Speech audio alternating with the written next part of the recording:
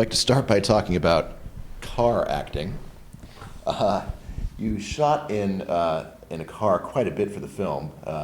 Was there any trickery involved other than closing the streets, or were you and Patricia Clarkson basically acting student driver and instructor with the biggest prop imaginable? I think that it's a beautiful device in the screenplay, not only to bring these two very unlikely people together, because in their symmetry, and I think one of the keys to great screenwriting is symmetry. You have to find, I was just talking to a colleague of yours about the symmetry of the screenplay. For example, the previous interviewer was talking about arranged marriages, and I pointed something out to her that maybe subliminally she had noticed in the film, but I pointed out that Darwan's relationship with Jazleen is arranged in the Punjab, thousands of miles away. At the same time, as a point of balance, Wendy's dinner and ludicrous one-night stand is also arranged by her sister. They're both arranged relationships. One, on the one hand, will, I imagine, if you extrapolate from the end of the film, I imagine that Darwan not only would allow her take pleasure in watching her grow, his new wife, but also learn. Intimacy takes a long time, truly. To learn to love her and know her. Wendy ends up in bed with the guy with whom she doesn't like, had dinner with, the same night. There's your balance. Now, that's a wonderful example of balance in the film. Wendy also starts the film absolutely unequivocally, telling the audience, telling us in the cinema, through the story, I hate men. They have betrayed me deeply. I mistrust them. They lack decency. So, the fates, the gods, the heavens look down and they say, ma'am, we're going to send you somebody. It's beautiful. And they send her a warrior, a decent warrior who has suffered terribly at home, who has gone through amazing loss, the 7 labors of Hercules, and arrives in her life. Also,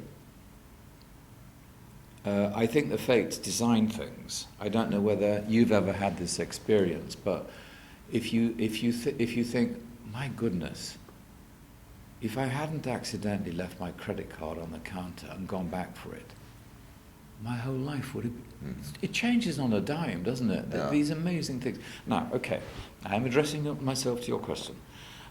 You have these extraordinary forces at work. Then the heavens and our screenwriter says, how should we bring these people together for long periods of time? Because Wendy, with her neurotic energy, had it been a meeting in a bank, a meeting in a lawyer's office, She had an escape. She had an escape, exactly. Whereas in the car, in a moving vehicle, not only is there a teacher-pupil relationship, but it forces them into a very intimate position. So Patricia and I found those scenes made complete sense. Also, if you add an activity to the scene, for example, I've had scenes in films where I'm cooking with somebody. It's beautiful to have an action because it liberates the acting, it puts it in its right place. So the action of the simple action of teacher-pupil in a confined space is, I think, wonderfully exploited by them being in a car. We did most of our own driving, which again liberates the acting tremendously. She's a very good driver, and we drove in New York. And as you say, the New York is almost a character in the film. Its energy, its febrile, wonderful, neurotic, exciting energy is a character in the film. Also, another character in the film is that island of tranquility, order, family, decency, love when we go into the Sikh temple. And the Sikhs allowed us to go into there to film, which, given their recent history, was an extraordinary gesture. When I think of you, and you've just proven the point I'm about to make, I think of an eloquent spokesman for the art of acting. You're very eloquent in speaking about your craft, and some actors will refuse to talk about their craft, but I love that you're willing to talk about it. May I tell you why? Yeah. Because of your article and your wonderful ability to broadcast, I am pretty sure that there are a lot of young actors going to be reading your article. And whenever I have the pleasure of talking, I always think of both my young sons are actors. What if a young actor, he or she reads this, and I hate her to go, oh no, don't say that. And I love it when they go, that's it. Sparks of inspiration. That's it. Yeah. And you've referred to being a portrait artist, for example. Yes, that's true. To some extent, you've already addressed this, but I do ramble on. No. but can you explain a bit more of what you saw in Darvan that you strove to capture in your performance? Well, in a sense, because of the structure of the screenplay, I look for a narrative function. What do the heavens want me to do? What does the writer want me to do? What does the poem want me to do? And in my instance, it's consistency, enormous patience, stillness, Wendy, Daravan, symmetry. So it was the stillness and a kind of. I think one of the gestures I use in Darvan is when he wants to be still and when he doesn't want to be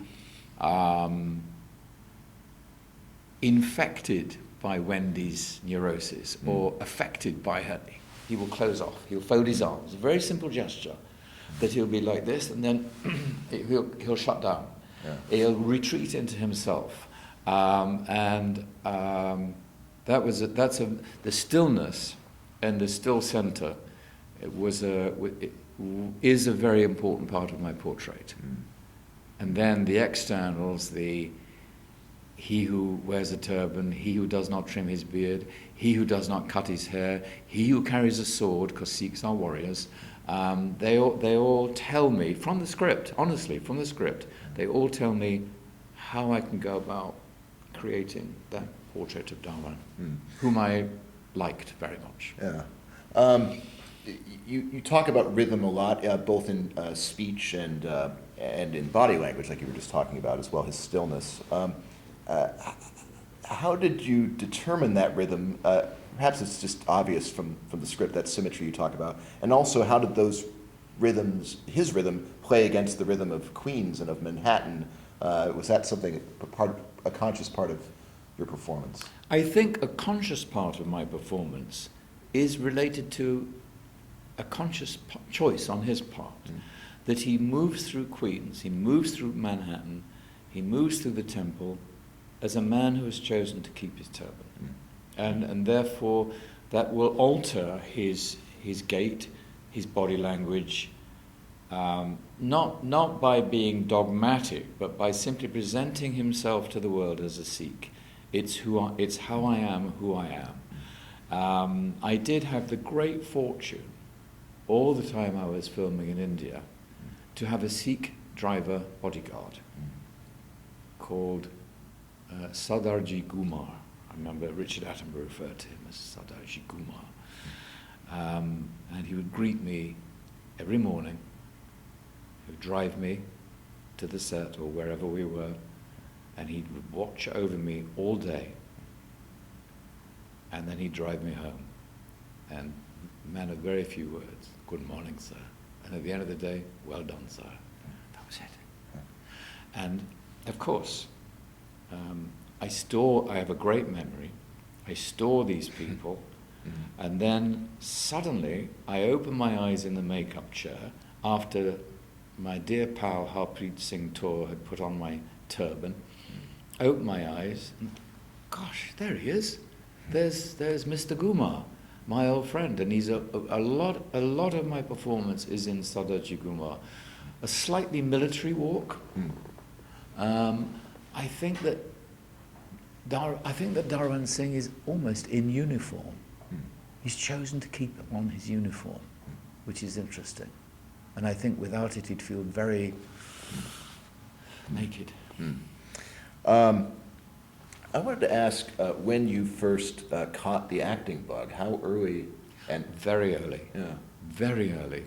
I don't know whether I can translate it into the acting bug, because I was too young almost to understand what was happening.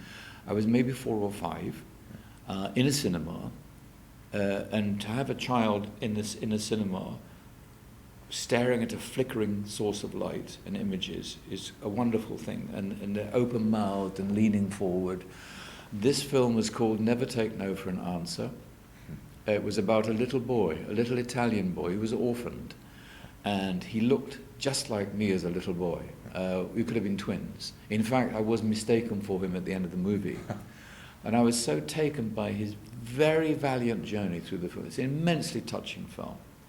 I was crying my heart out, completely empathized with him, and I also felt that he knew about me somehow. Yeah. That he was telling a version. I mean, this is a very sophisticated analysis of what happened when I was 5. Yeah. But over the years, I realized that's when it was. And after I left the cinema, I imagined myself cloaked in a kind of bubble that involved me always being followed around by a film crew, that I was in my own movie. And that was Never Take No for an Answer. And I told my friend Martin Scorsese of this film. Halfway through my story, he said, I know that film. And then the following day, the DVD was in my trailer. So I can watch it whenever I like. And it hasn't changed. It still has the same effect on me. Wow. Oh, wow. At what mountains do you still think of climbing as an actor? Do you have goals? I like surprises. You know, when I received the screenplay of Sexy Beast, never in my wildest dreams would I have thought that I'd ever be invited to play a Don Logan. And I was thrilled when I read it. It's exquisitely well written. I love surprise. I love those invasions. I don't know what's going on up there. You know, the way that Darvan and Wendy were brought together is extraordinary. And maybe up there the fates are saying, I know what you need. I know what you want. I don't really know. I'm not that. I think there's a level of ourselves that we glimpse, but we're not always, it's too subconscious that we can't always reach it. Maybe in dreams occasionally, or flashes of coincidence. I would like to play a man in uniform. I aspire to play a man in uniform with people under his command who has to make a very crucial and difficult decision. Because I hugely admire the military.